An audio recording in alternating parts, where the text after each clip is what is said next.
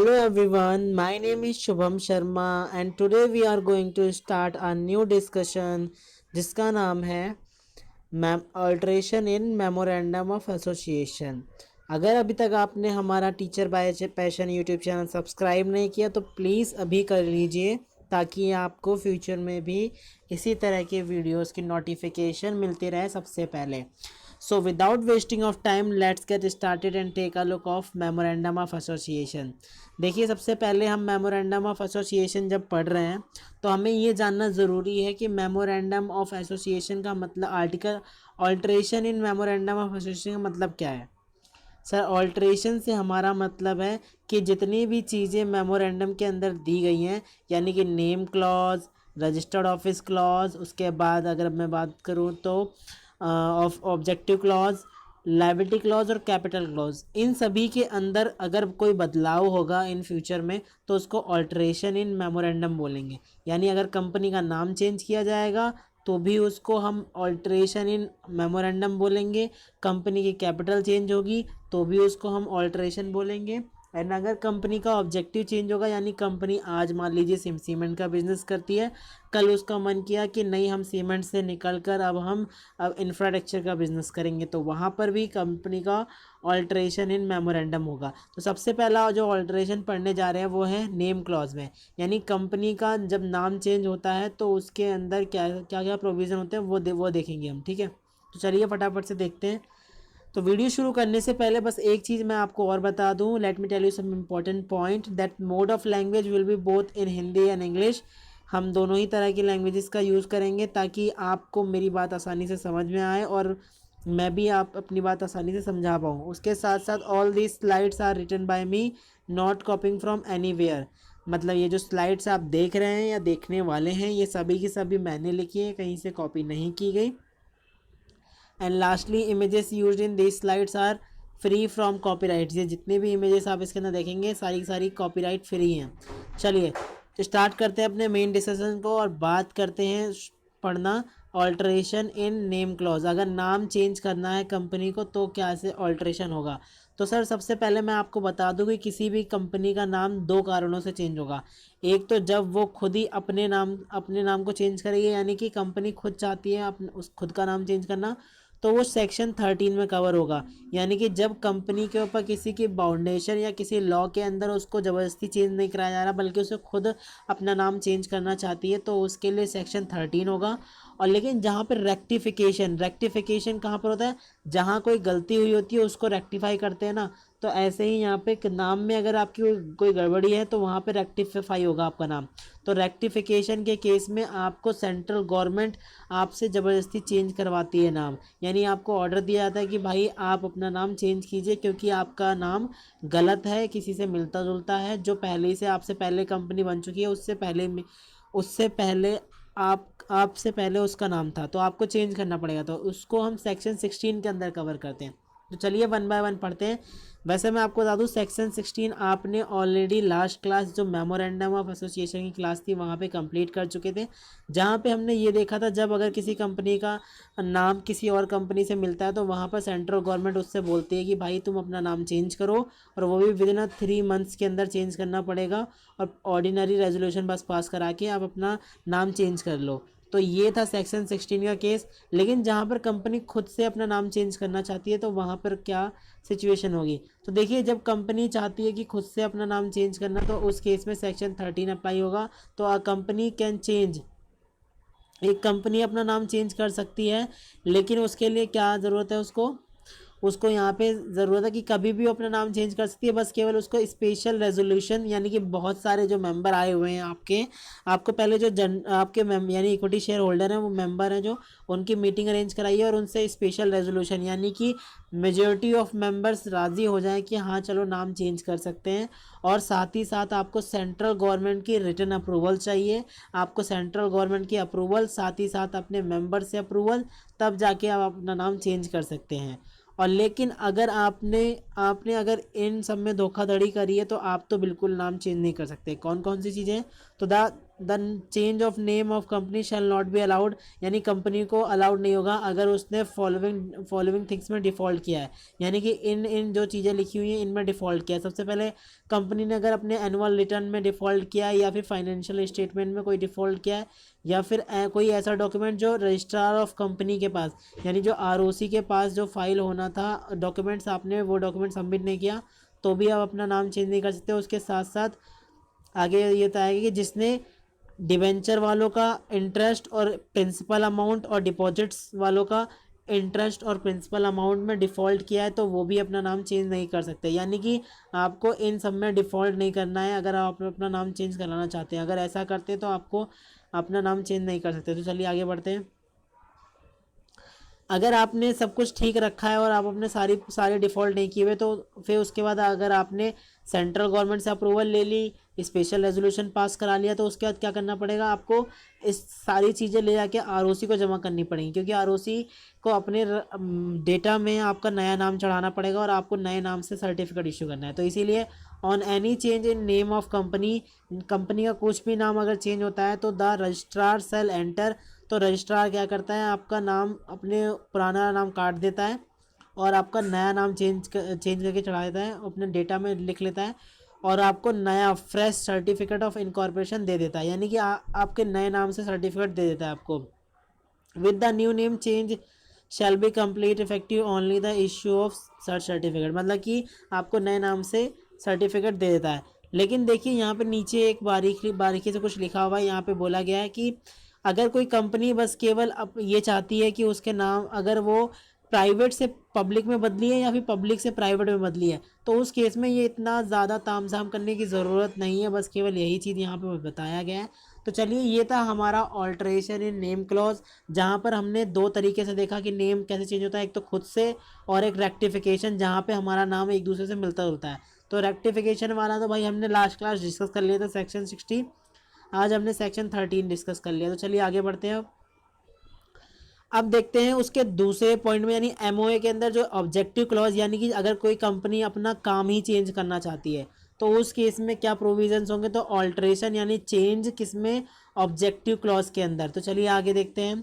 तो सबसे पहले यहाँ पे बताया गया है कि अगर किसी कंपनी को अपने ऑब्जेक्टिव के अंदर चेंज करना है तो उसको क्या क्या करना पड़ेगा। देखिए यहाँ पे आप पहले यहाँ पे बारीकी को समझिए कि आप अपने सेक्शन को देखिए। सबसे पहले कोई कंपनी बनती है तो उस पर जो बहुत सारे मेंबर ने ये फेथ करके उसको पैसा दिया होता है कि अब कंपनी, मान लीजिए रिलायंस इंडस्ट्री है, रिलायंस इंडस्ट्री पे माल पेट्रोलियम का काम करती है, तो लोगों ने उस पर फेथ करके इसलिए पैसा दिया क्योंकि वो पेट्रोलियम कंपनी है, और कल को अचानक से रिलायंस कंपनी सीधा चली जाए सीमेंट बिजनेस के अंदर, तो लोगों के साथ ये सरासर नाइंसाफ़ी और धोखा होगा, चीटिंग वाली बात होगी।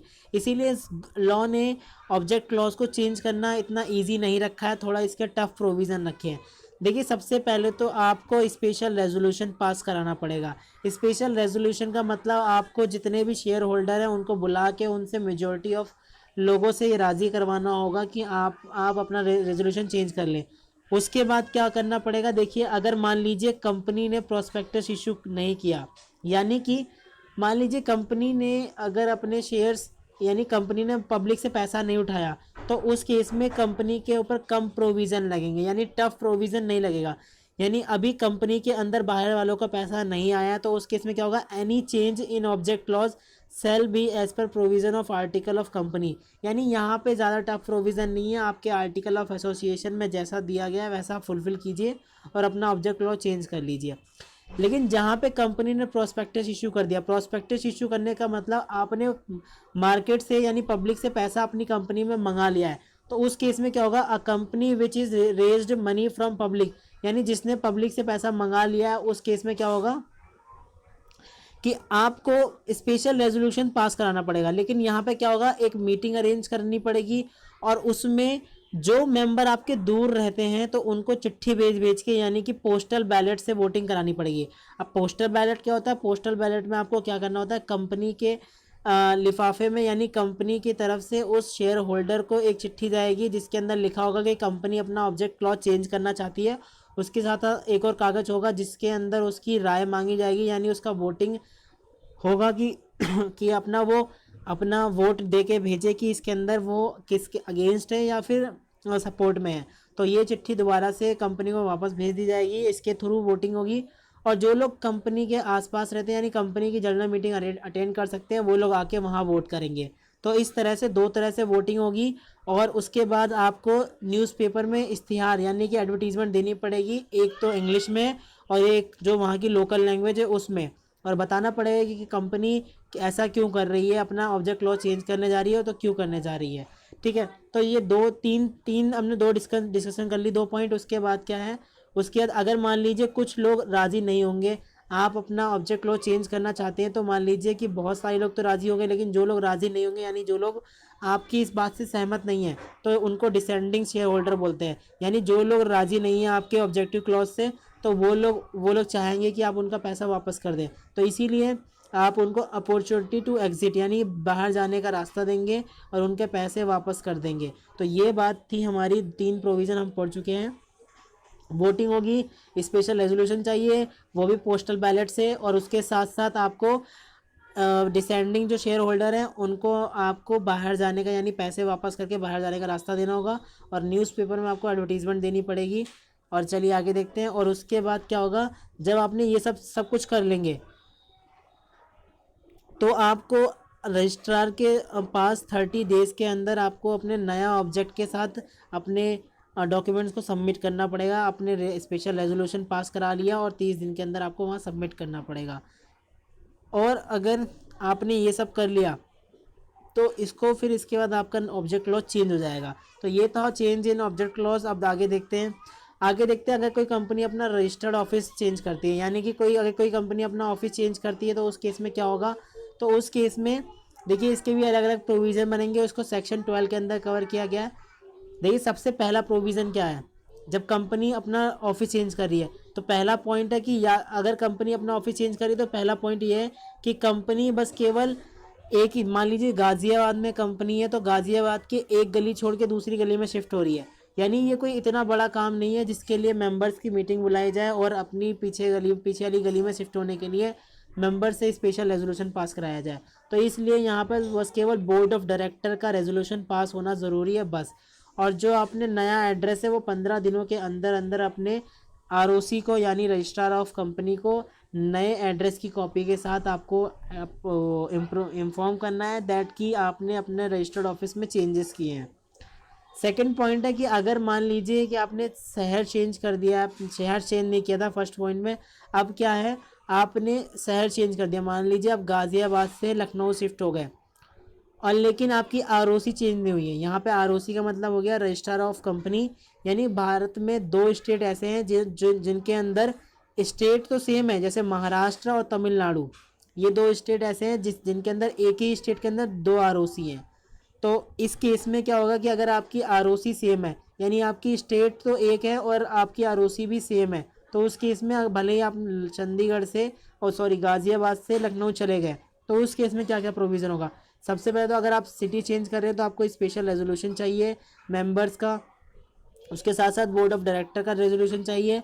और फिर इन दोनों के साथ आपको 15 दिनों के अंदर स्पेशल रजिस्ट्रार को बताना पड़ेगा दैट कि आपने अपना रजिस्टर ऑफिस चेंज कर दिया गया है। तो यहाँ पर स्पेशल रेजोल्यूशन की रिक्वायरमेंट आ जाती है।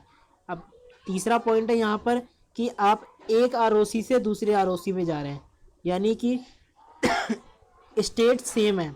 और ये वाला जो केस है ये केवल 2 ही स्टेट में हो पाएगा भारत के, महाराष्ट्र में और तमिलनाडु में।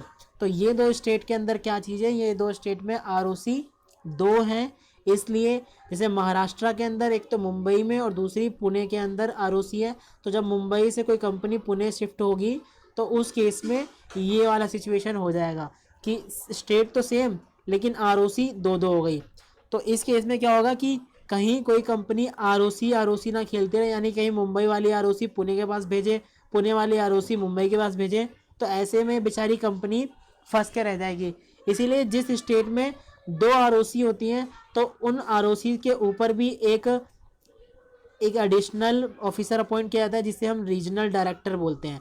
तो उसी रीजनल डायरेक्टर को यहाँ पे देखिए आप, स्पेशल रेजोल्यूशन तो भाई मस्ट है कि हर सब में पास होना चाहिए। उसके साथ साथ यहाँ देखिए बोर्ड ऑफ डायरेक्टर का भी रेजोल्यूशन पास होना चाहिए।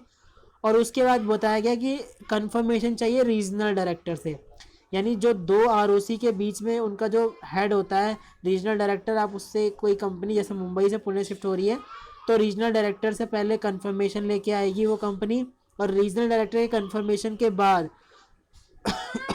वो जो रीजनल डायरेक्टर है कंफर्मेशन 30 दिनों के अंदर दे देगा आपको, और जैसे ही आपको कंफर्मेशन मिलती है आप उसके 30 दिनों के अंदर अंदर आरओसी के पास जाएंगे और आप अपने स्पेशल रेजोल्यूशन की कॉपी के साथ और आरओसी के जो रीजनल डायरेक्टर ने आपको जो कंफर्मेशन दी है उस कॉपी के साथ 30 दिनों के अंदर अपने नए रजिस्टर्ड ऑफिस का जो एड्रेस है वो आरओसी को दे देंगे, कि आपको बता इन्फॉर्म कर देंगे दैट आपने अपनी रजिस्टर्ड ऑफिस चेंज कर लिया है और नई आरओसी के पास जाके आप अपना नया एड्रेस रजिस्टर करा लेंगे। तो ये था हमारा कि जहाँ पर आरओसी चेंज हो जाती है लेकिन स्टेट्स सेम रहते हैं। अब नेक्स्ट पॉइंट क्या है कि change from one state to another, जहाँ पे आपको जैसे मान लीजिए उत्तर प्रदेश से आप हरियाणा चले गए तो उस केस में क्या होगा, देखिए मान लीजिए आप सेम स्टेट में हैं भले ही आपकी आरओसी चेंज नहीं हुई है, तो उस केस में क्या होगा, जो शेयर होल्डर होंगे, जो डिबेंचर जिन्होंने आपको उधार दिया है वो फिर भी आपको फाइंड आउट कर लेंगे। लेकिन अगर मान लीजिए आप यूपी से मध्य प्रदेश चले गए तो इतनी दूर आके आपको कौन सर्च करेगा, इसलिए यहाँ पर थोड़े और एडिशनल प्रोविज़न लग गए हैं। तो यहाँ पे एक तो स्पेशल रेजोल्यूशन तो पास होना ज़रूरी है, जहाँ पे आप एक स्टेट से दूसरे स्टेट में जाते हैं अपनी ऑफिस लेकर, तो स्पेशल रेजोल्यूशन तो पास होना ज़रूरी है। सेकंड क्या चीज़ है कि आपको आई एन सी 23 फाइल करके, यानी कि आपको सबसे पहले तो मेमोरेंडम जो आपने बताया है उसको जिस स्टेट में आप जा रहे हैं उसके लिए सबसे पहले आपको सेंट्रल गवर्नमेंट से आई एन सी 23 के अंदर अप्रूवल लेनी पड़ेगी, यानी आप सेंट्रल गवर्नमेंट को एक रिक्वेस्ट करोगे दैट कि मैं एक स्टेट से दूसरे स्टेट में शिफ्ट हो रहा हूँ, क्या मुझे अप्रूवल दे दीजिए आप, तो सेंट्रल गवर्नमेंट से अप्रूवल लेनी पड़ेगी। उसके साथ साथ आपको एक, तो मान लीजिए जैसे कि आपको एक अप्रूवल सेंट्रल गवर्नमेंट से लेनी पड़ेगी, उसके साथ साथ आपको स्पेशल रेजोल्यूशन तो पास कराने पड़ेगा, यानी स्पेशल रेजोल्यूशन तो सब में मस्ट है, और अप्रूवल ऑफ सेंट्रल गवर्नमेंट चाहिए। और उसके बाद आपको एक मीटिंग अरेंज करानी पड़ेगी जो कि जिन्होंने आपको उधार दिया, यानी कि जैसे डिबेंचर होल्डर हो गए और आपके क्रेडिटर हो गए जिन्होंने आपको पैसे उधार दिए हैं, उनकी मीटिंग अरेंज कराइए और उनसे आप बोलिए, प्रपोज करिए, यहाँ पे आपको इन्फॉर्म कीजिए आप वहाँ पे उस मीटिंग के अंदर दैट कि हमारा जो रजिस्टर्ड ऑफिस है एक स्टेट से दूसरे स्टेट में जा रहा है, आपको कोई परेशानी तो नहीं है। अगर वो कोई ऑब्जेक्शन उठाते हैं तो आपको दो रास्ते हैं, या तो आप उनसे उनकी जो सिक्योरिटी है और ज़्यादा बढ़ा दीजिए, यानी और उन्हें सिक्योर कर दीजिए, या फिर आप उन्हें उनका पैसा वापस कर दीजिए। तो ये दो सिचुएशन है, तभी आप अपना रजिस्टर्ड ऑफिस एक जगह से दूसरी जगह ट्रांसफ़र कर सकते हैं। यानी आपको एनओसी चाहिए, क्रेडिटर से आपको एनओसी यानी नॉन ऑब्जेक्शन सर्टिफिकेट चाहिए कि उनको कोई ऑब्जेक्ट नहीं है, अगर जिसको ऑब्जेक्शन है उनको आपको उनकी जो सिक्योरिटी है या उनका पैसा है वो वापस करके उनको फ्री करना पड़ेगा। तो यही चीज़ यहाँ पे बताया गया है, और यहाँ पे डिस्पोज किया गया है, यानी कि सेंट्रल गवर्नमेंट अप्रूवल नहीं देगी जब तक आप कंसेंट, ये जो मैंने बताया कि आपको मीटिंग अरेंज करानी है, कंसेंट लेनी है क्रेडिटर की, और अगर वो नहीं मानते तो उनके पैसे वापस करने पड़ेंगे। तो ये सारी चीज़ें अगर आप नहीं करते तो आपकी अप्रूवल कैंसिल हो जाएगी। तो यहाँ पर हमने पढ़ लिया कि जब एक स्टेट से दूसरे स्टेट कंपनी जाती है तो क्या क्या प्रोविजंस होते हैं। अब पढ़ते हैं ऑल्ट्रेशन इन कैपिटल क्लॉज, यानी जब कोई कंपनी अपने कैपिटल के अंदर ऑल्ट्रेशन करती है।